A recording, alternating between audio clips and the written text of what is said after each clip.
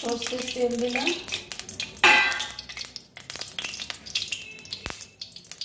কড়াইয়ে 2 পিস মাছ দিয়ে দেবো।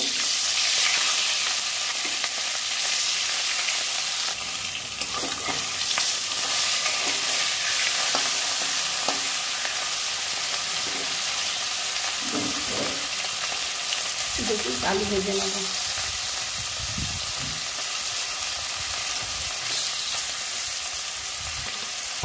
মাছ আলু ভাজা হয়ে গেছে, তুলে নেব।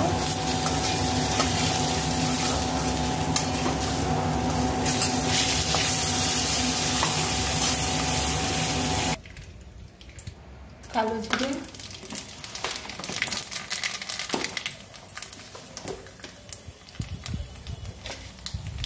সাদা জিরে দেব।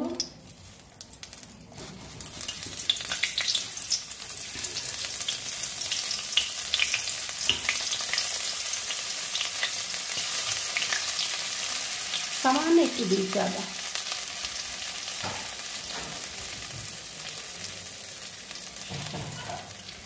ধনে, জিরে, লঙ্কা, হলুদ, একটু জল দিয়ে নেব।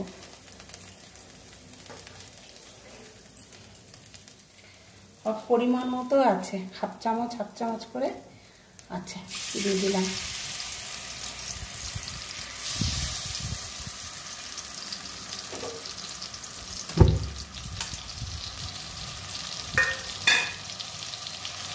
এর মতো লবণ দেবো। ভালো করে কষে নেব। আজকে আমার মশলাটা কষা হয়ে গেছে, জল দিয়ে দেবো।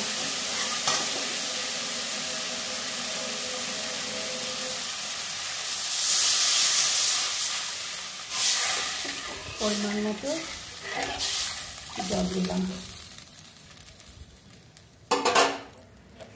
মাছগুলো দিয়ে দেবো, মাছ আলু দিয়ে দিই।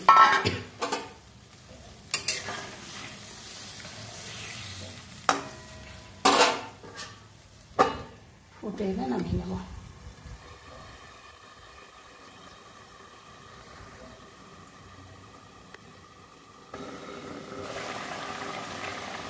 মাছের ঝোল রেসিপি রেডি।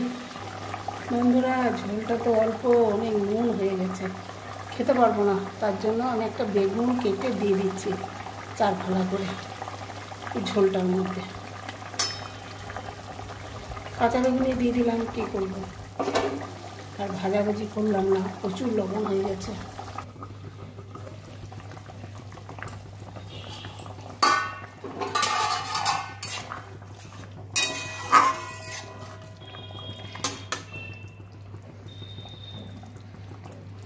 মাছের ঝোল রেডি।